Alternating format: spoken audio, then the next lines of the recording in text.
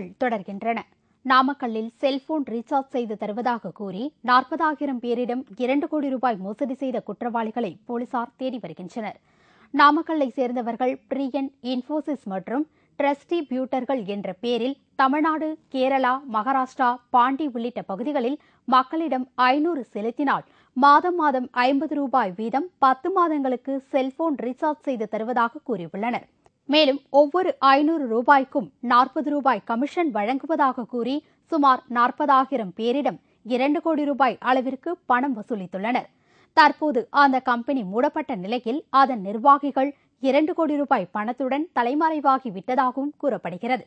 இதுகுறித்து நாமக்கல் போலீசார் வழக்கு பதிவு செய்து குற்றவாளிகளை தீவிரமாக தேடி வருகின்றனர். செல்போன் ரீசார்ஜ் செய்ததாக கூறி கிட்டத்தட்ட தமிழ்நாடு, பாண்டிச்சேரி, கேரளா, ஆந்திரா, கர்நாடகா சேர்ந்த 40,000 பேர்கிட்ட 500 ரூபாய் வசூல் பண்ணி சுமார் 2 கோடி ரூபாய் மோசடி பண்ணியிருக்காங்க. இந்த மோசடிக்கு கிட்டத்தட்ட நாமக்கல் மாவட்டத்தை சேர்ந்த 20,000 பேர் பலியாயிருக்காங்க. இதற்கு முக்கிய காரணமான நாமக்கல் மாவட்டத்தை சேர்ந்த டிஸ்ட்ரிபியூட்டர்களான காவல்துறையைச் சேர்ந்த தலைமை காவலர் சுப்புராயன், நாமக்கல் மாவட்டத்தைச் சேர்ந்த மோகன்ராஜ் ஆகிய 2 பேரும் 20,000 பேரை பாதிக்கப்பட்ட மக்களை 500 ரூபாய் வசூல் பண்ணி கொடுத்துருக்காங்க. திண்டிவனம் அருகே ஏற்பட்ட கோஷ்டி மோதலில் 10 பேருக்கு அரிவாள் விட்டு விழுந்ததில் ஒருவர் பலியானதால் அந்த பகுதியில் பெரும் பதற்றம் நிலவுகிறது. விழுப்புரம் மாவட்டம் திண்டிவனம் அருகே உள்ள மேல்பாக்கம் கிராமத்தில் ஊராட்சி மன்ற தலைவர் பதவிக்கு காசியம்மாள் மற்றும் தமிழ் முரசு ஆகியோர் போட்டியிட்டனர். இதில் காசியம்மாள் வெற்றி பெற்றார்.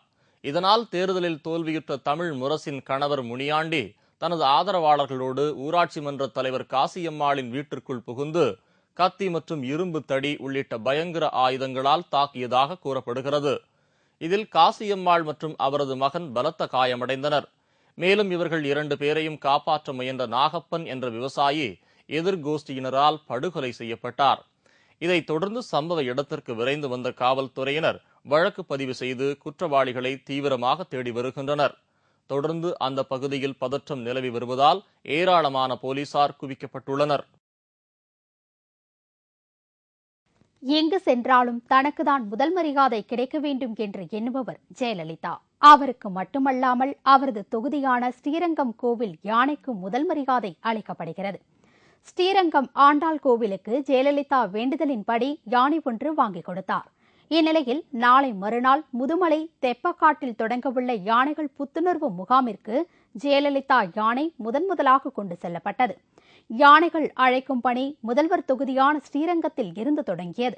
அதைத் தொடர்ந்து பழனி அருள்மிகு தண்டாயுதபாணி சுவாமி கோவிலில் உள்ள கஸ்தூரி என்ற பெண் யானை, கோவை மேட்டுப்பாளையம் பகுதியில் உள்ள யானைகள், திருச்செந்தூர், நெல்லை, சங்கரன்கோவில், தூத்துக்குடி, கன்னியாகுமரி உள்ளிட்ட தமிழகத்தின் பல மாவட்டங்களில் இருந்து யானைகள் புத்துணர்வு முகாமிற்கு அழைத்து செல்லப்பட்டன.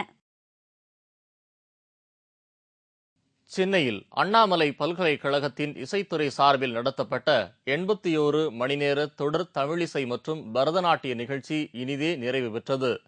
அண்ணாமலை பல்கலைக்கழக இசைத்துறையின் 81வது ஆண்டு விழாவை முன்னிட்டு சென்னை ராஜா அண்ணாமலைபுரத்தில் தொடர் இசை விழா கடந்த 9ஆம் தேதி தொடங்கியது. வீணை, நாதஸ்வரம், புல்லாங்குழல், தவில், மிருதங்கம் வித்வான்கள் கலந்து கொண்டு இசை நிகழ்ச்சி வெற்றிகரமாக தனது 81 மணி நேர தொடர் தமிழிசை மற்றும் பரதநாட்டிய நிகழ்ச்சியை நேற்று நிறைவு செய்தது. இந்த நிகழ்ச்சியில் பல்கலைக்கழக இணைவேந்தர் MAM ராமசாமி மற்றும் பாடகர் பாலமுரளி கிருஷ்ணா ஆகியோர் பங்கேற்றனர். காஞ்சிபுரம் மாவட்டம் திருக்கழுக்குன்றம் அருள்மிகு வேதகிரீஸ்வரர் உடனுரை திரிபுர சுந்தரி அம்மன் ஆலயத்தில் 1008 சங்காபிஷேகம் நடைபெற்றது. ஆண்டுதோறும் கார்த்திகை மாதம் கடைசி சோமவாரம் என்று அழைக்கப்படும் திங்கட்கிழமை அன்று திருக்கழுக்குன்றம் அருள்மிகு வேதகிரீஸ்வரர் உடன்முறை திரிபுர சுந்தரி அம்மன் ஆலயத்தில் 1008 சங்காபிஷேகம் நடத்தப்படுவது வழக்கம். அவ்வாறு நடத்தப்பட்ட இவ்விழாவில் 12 ஆண்டுகளுக்கு ஒருமுறை தோன்றும் சங்குகளை கொண்டு புனித நீரை எடுத்து வேதகிரீஸ்வரர் மூலவருக்கு அபிஷேகம் நடத்தப்பட்டது. தாம்பரத்தை அடுத்த மாடம்பாக்கத்தில் அமைந்துள்ள கருமாரியம்மன் ஆலயத்தில் குடிகொண்டுள்ள சுதர்சனேஸ்வரர் ஆலயத்தில் சோமவார கார்த்திகையை முன்னிட்டு உற்சவ மூர்த்தி அலங்காரத்துடன் திருவீதி உலா நடைபெற்றது. இதேபோல் மேற்கு மாம்பலத்தில் உள்ள மிக பழமையான காசி விஸ்வநாதர் ஆலயத்திலும் கார்த்திகை சோமவாரத்தை முன்னிட்டு லட்சதீபம் ஏற்றப்பட்டது. இதில் ஏராளமான பக்தர்கள் கலந்து கொண்டு தீபம் ஏற்றி இறைவனை வழிபட்டனர். வேலூர் அருகே மின்கம்பம் உடைந்து பழுதானதால் 5 கிராமம் மின்சாரமின்றி இருளில் தத்தளித்தது. வேலூரை அடுத்த கீழ்மொனமூர் என்ற இடத்தில் மின்கம்பத்தின் மீது மரம் ஒன்று முறிந்து விழுந்தது. இதனால் அந்த மின்கம்பம் உடைந்து மின்சாரம் துண்டிக்கப்பட்டது. இதுகுறித்து உடனே அங்குள்ள பொதுமக்கள் மின் அலுவலகத்திற்கு தொடர்பு கொண்ட போதும் மின்வாரிய ஊழியர்கள் யாரும் அதனை சரி செய்ய முன்வரவில்லை. இதனால் அந்த பகுதியில் உள்ள 5 கிராமங்கள் இருளில் தத்தளித்து வருகிறது. மேலும் அருந்து கிடந்த மின்கம்பியில் இருந்து கசிந்த மின்சாரம் தாக்கி 3 பேர் மருத்துவமனையில் அனுமதிக்கப்பட்டுள்ளனர். இந்த சம்பவம் அந்த பகுதியில் பெரும் பரபரப்பை ஏற்படுத்தியுள்ளது. ஆட்சி தலைவர்கிட்ட வந்து வீட்டு இருக்கிற அந்த கம்பத்தாரு பக்கத்தில் இருக்கிற வீட்டுக்காரங்க வந்து கம்ப்ளைண்ட் கொடுத்தாங்க. ஊராட்சி சார்பில் வந்து இபி கிட்ட வந்து லெட்டர் எழுதி கொடுத்தோம். இந்த மாதிரி 4-5 போஸ்ட்டுக்கு வந்து பாதிப்பாகும், உடனடியாக வந்து இது மரம் வெட்டுறதுக்காக நீங்கள் வந்து லைன் கட் பண்ணி கொடுங்க அப்படின்னு கொடுத்து 1 மாதம் ஆச்சு. அவங்க அதனுடைய எந்தவித நடவடிக்கை எடுக்காதனால அந்த அவங்களுடைய அலட்சியனால தான் இவ்வளோ இப்போ இந்த அளவுக்கு நடந்திருக்குது. குன்னூரில் ருத்ராட்சை சீசன் தொடங்கியுள்ளதால் சுற்றுலா பயணிகளின் வருகை அதிகரித்து காணப்படுகிறது. குன்னூர் சிம்ஸ் பூங்காவில் அரிய வகை மூலிகை செடிகள், பழமை வாய்ந்த மரங்கள் அதிக அளவில் உள்ளன. இந்நிலையில் நேபாளத்தில் இருந்து கடந்த 1856ஆம் ஆண்டு 2 ருத்ராட்சை மரங்கள் கொண்டுவரப்பட்டு இப்பூங்காவில் நடவு செய்யப்பட்டது. ஆண்டுதோறும் டிசம்பர் மாதம் முதல் பிப்ரவரி மாதம் வரை இந்த மரங்கள் ருத்ராட்சை காய்களை கொடுக்கின்றன. அதன்படி தற்போது ருத்ராட்சை சீசன் தொடங்கியுள்ளதால் சுற்றுலா பயணிகள் அதனை பார்ப்பதற்கு குன்னூர் சிம்ஸ் பூங்காவிற்கு வரத் தொடங்கியுள்ளனர். ருத்ராட்சியை கழுத்தில் அணிவதால் இதய துடிப்பு சீராக இருக்கும் என்றும் தீய சக்திகள் நெருங்காது என்றும் கூறப்படுகிறது. மேலும் ருத்ராட்சை ஊற வைத்த தண்ணீரை குடித்தால் சர்க்கரை நோய் குணமாகும் என்றும் நம்பப்படுகிறது. 1 முதல் 6 முகங்கள் கொண்ட ருத்ராட்சைகள் இங்கு காய்ப்பதால் தமிழகம் மட்டுமல்லாமல் வெளிநாட்டு சுற்றுலா பயணிகளும் மிகுந்த ஆர்வத்துடன் இதனை பார்த்து செல்கின்றனர்.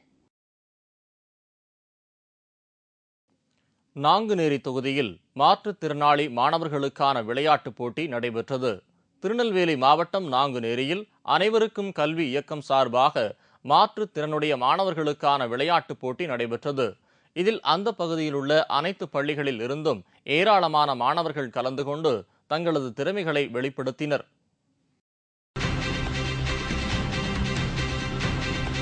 ஆஸ்திரேலியாவை அதன் சொந்த மண்ணில் வீழ்த்துவோம், இந்திய கிரிக்கெட் அணி கேப்டன் டோனி நம்பிக்கை. விவரம் இடைவேளைக்கு பிறகு.